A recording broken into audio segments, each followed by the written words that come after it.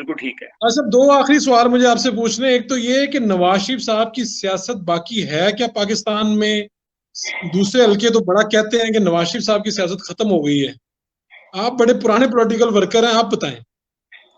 देखिए, नवाज शरीफ की सियासत जो है वो पिछले 30 साल में जब से मैं विटनेस कर रहा हूँ, वो बड़े लोगों ने कहा जी, गुलाम इसाक खान साहब ने भी कहा कि मैंने सियासत खत्म कर दी है।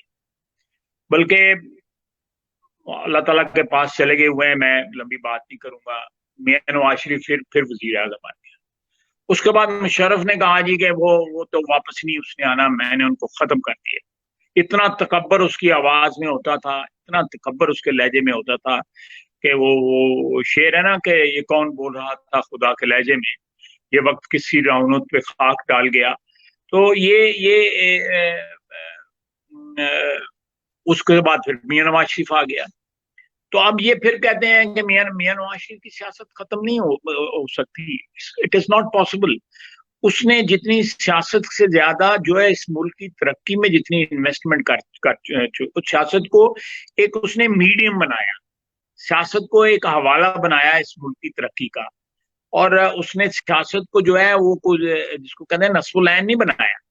उसने सियासत को एक मीडियम बनाया, एक सियासत को एक जरिया बनाया। नस्फुलैन जो है मुल्क की तरक्की को नस्फुलैन बनाया, मुल्क की बेहतरी को, भलाई को जो है अवाम की भलाई को नस्फुलैन बनाया। और उसके लिए उसने सियासत का एक रास्ता जो है अपनाया। तो मेरा ख्याल है कि आज देखें, 2000 किलोमीटर की सड़कें हैं। सियालकोट से लाहौर बंदा 3.5 घंटे में पहुंचता था, पौने 4 घंटे में। आज वो 1 घंटा 20 मिनट में, 1 घंटा 25 मिनट में पहुंच जाता है वहां पे। आप कराची से लाहौर जो है 12-13 घंटे में बाई रोड आ जाते हैं। अभी सड़क जो है सक्कर हैदराबाद वाली मुकम्मल होनी है। आप जो है सुबह चलें 8 बजे और शाम को आप कराची लाहौर 8 बजे आ जाते हैं। इसी तरह कोयटा से कराची आप चले जाते हैं, 2 दिन लगते थे आपको, अब भाई 1 दिन में आप पहुंच जाते हैं। आप खुंजरात तक जो है ना उसने सड़कें बना दी हुई हैं। इस 12,000 मेगावाट इस मुल्क में बिजली अजाफी जो हमने ऐड की बिजली जो है वो यहाँ पे आई। गैस के फराहमी, यहाँ पे तो लोग जुलूस निकालते थे, हमारे घरों पे हमले करते थे लोड शेडिंग के दिनों में और गैस की लोड शेडिंग के दिनों में।